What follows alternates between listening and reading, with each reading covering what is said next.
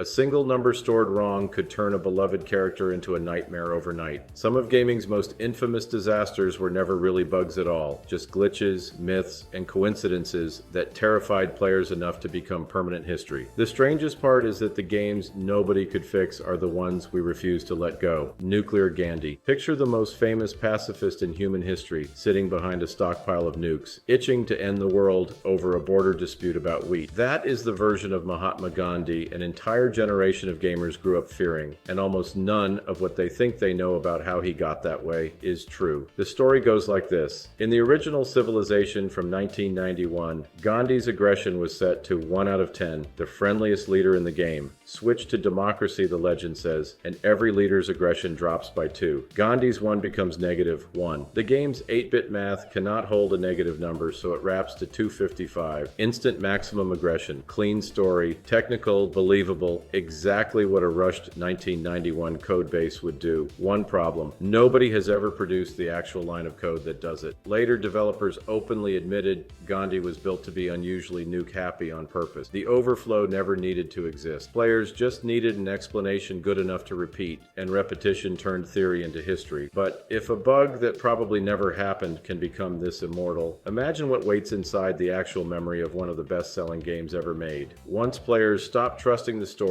and start digging for the real thing. MissingNo. A kid in 1998 talks to an old man in a nothing town, walks to the coast, and summons a monster that isn't supposed to exist. Not an exaggeration, MissingNo is not a Pokemon in any real sense. It's a hole in the game, wearing a sprite made of static. The scary part isn't that it's broken, it's what happens after you find it. The method is almost insultingly simple. Talk to the old man in Viridian City, let him demonstrate how to catch a Pokemon, then fly to Cinnabar Island and surf the eastern shoreline. Do it right, and the water spits out encounters never programmed to exist. Invalid species data, scraped from leftover memory and slapped with a face anyway. Catch it, and your 6th item slot jumps to exactly 128 units. Rare candies, master balls, whatever you had there multiplied into a small fortune. Playground legend said it would kill your cartridge, eat your save file forever. Reality is smaller. Some cosmetic corruption, maybe a scrambled Hall of Fame screen, nothing that ends the game. Kids treated a glitch like a curse, then it started paying out free master balls, and every one of them lined up anyway. Nobody patched this fear out of players. They patched it out of themselves. Hunting a broken creature for free items is harmless when you're the only one playing. But what happens when a single glitch escapes into a world shared by millions and starts killing them? Corrupted blood. A raid boss debuff meant to last seconds turned World of Warcraft into a functioning pandemic simulator, and real epidemiologists took notes. Hakar the Soul Flayer, locked inside Zul'Gurub, dropped a stacking damage effect called Corrupted Blood on anyone standing nearby. It was built to punish players who grouped up during the fight and built to die inside that instance. Nobody coded for it leaving the building. Hunter pets and Warlock minions ruined that plan. Both could catch the debuff, get dismissed mid-fight, and resummoned later somewhere else entirely, effect still attached. Players zoned out and popped their pets back out in Ironforge and Orgrimmar, and Corrupted Blood came with them. It spread like a virus, jumping between anyone standing too close, stacking damage until low-level characters dropped in seconds. Cities packed with player-run economies turned into kill zones. Blizzard eventually forced server resets and rewrote how the debuff persisted on pets just to shut it down. The bug wasn't the interesting part. Watching thousands of players decide in real time who they wanted to be during a plague was. Some ran, some barricaded themselves outside town, some healers stayed behind and burned their own characters, trying to save strangers they'd never met. Some dragged the infection into crowds on purpose, because watching a city collapse was more fun than surviving it. A scripting oversight meant to punish greedy raiders had built a working model of how real people behave when the walls close in. It didn't stay contained in a fantasy world for long either. When a bug turns players into a mob, chaos spreads on its own. But some glitches don't need a crowd to become legendary. Sometimes all it takes is one mundane object doing something physically impossible. Swing Set Launcher, a rusty playground swing and broker, can throw a car farther than most rocket launchers in the game. Nobody coded that on purpose. The corruption from before wanted your save file dead. This one just wants to have fun with you. Push a sedan into the right swing frame at the right angle, and the physics engine starts panicking, stacking force on force until the vehicle detonates outward like it got hit by a truck made of trucks. The mechanism is embarrassingly simple. GTA 4's swing sets move move on a physics chain. And when a car clips into that geometry, the engine tries to shove the two objects apart to resolve the overlap. Normally that's a tiny correction. On this swing, it compounds every frame the car stays lodged in the frame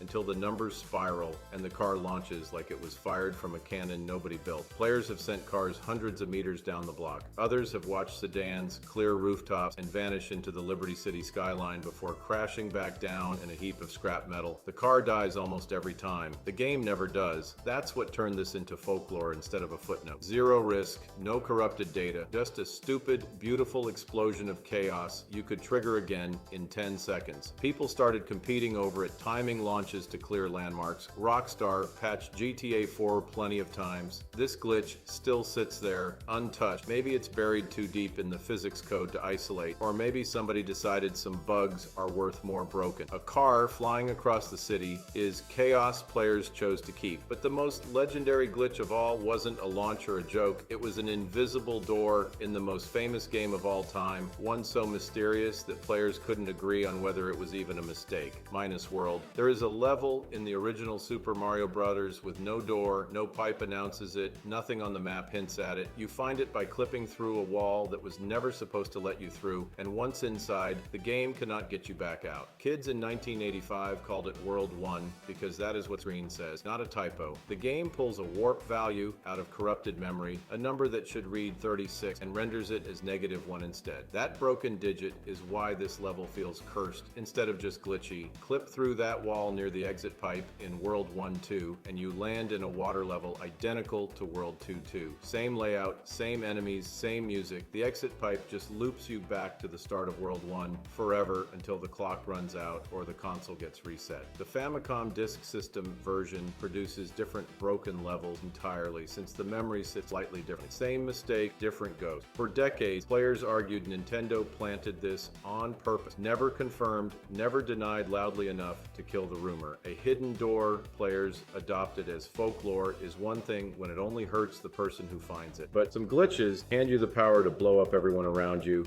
and turn a competitive game into a war zone. Javelin glitch. You could turn yourself into a live grenade in Modern Warfare 2, and the only sacrifice was your own life. That trade sounded terrible on paper. Thousands of players lined up to make it anyway. The setup was simple once you knew the steps. Equip the Javelin launcher, run a precise sequence of weapon swaps and equipment triggers, and your character became a walking bomb. The moment you died, you detonated, and the blast took out everyone standing near you. That single mechanic turned ordinary gunfights into suicide missions. Close quarters modes became unplayable because killing someone running this glitch meant getting killed right back, along with anyone nearby. Public lobbies devolved into rolling explosions. Real players, trying to enjoy a brand new release, watched their matches collapse into chaos they never signed up for. The backlash was loud enough that Infinity Ward could not sit on it. Emergency patches went out within weeks, killing the exploit before it could define the game's launch window. And yet, MW2 veterans do not talk about it like a scandal. Some call it cheating, a bug that let bad players farm kills they never earned. Others remember it as the purest MW2 chaos there ever was, a bug that wrecked matches, at least still let you see who you were fighting. But the next disaster stripped players of something more basic than a fair fight. It took their faces and became the poster child for a broken launch. No face bug. Nothing about this bug could hurt you. It couldn't corrupt your save, freeze your console, or launch you into orbit. All it did was delete faces, and somehow that made it more famous than a bug that could kill your character on the spot. Assassin's Creed Unity launched in 2014 with a rendering failure that stripped facial textures off NPCs and sometimes the player. What was left behind were floating eyes, bare teeth, and hair, drifting through Paris like a haunted marionette convention. The cause was mundane. Character rendering and level of detail systems buckled under specific PC hardware setups and specific in-game triggers. But nobody remembers the plumbing. They remember the screenshots. Those images spread across social media within days, becoming shorthand for everything wrong with the launch. Crowds that tanked frame rates, missions that broke, pop-in that left Paris looking unfinished. One kid somewhere just wanted to climb Notre Dame and got greeted by a demon with no eyelids instead. Ubisoft fixed it eventually. Multiple patches, better crowd density, cleaner cleaner rendering, and later free DLC and swaps for players who felt burned. The game got better, the faces came back, nobody cared, the floating eyes are still what people picture when Unity comes up, because the community decided that image was the verdict, not the patch notes. A bug that never touched a single mission outlived every mission in public memory. That kind of power to rewrite a game's identity does not always turn on a developer. Sometimes it turns the other way, and a mistake this ugly gets turned into something players beg to see happen again. Giant space program. A giant swings a club once, and physics forgets you exist. One hit, and you are no longer playing Skyrim. You are briefly a satellite. That is the entire bug. A single collision between a club and a player character overloads the Havoc engine, launching you hundreds of feet straight up instead of playing a normal damage animation. Usually you die before you land. Sometimes you land nowhere near where you took off. The community skipped the technical name and called it Skyrim's Giant Space Program because nothing else fit. It hits hardest early when a level 3 character wanders too close to a giant camp expecting a fight and gets fired into low orbit instead. No warning, no scaling, no mercy. 1 second you're looking at a mammoth, the next you are a tiny screaming dot above the mountain. Bethesda patched Skyrim repeatedly over the years. The launches still happen. Nobody at the studio ever fully killed it, and players never once complained. Think back to the corrupted save that convinced a kid Pokemon had cursed his cartridge, or the no-face verdict where a menu bug became a war memorial. This is that same instinct wearing a jetpack. Players did not ask for a fix. They started hunting giants on purpose, timing distance, comparing landings, turning near death into a leaderboard. A bug does not earn immortality by breaking a game. It earns immortality the moment the people it broke start begging for round 2. If you enjoyed this video and want to see more, click the video on the screen now.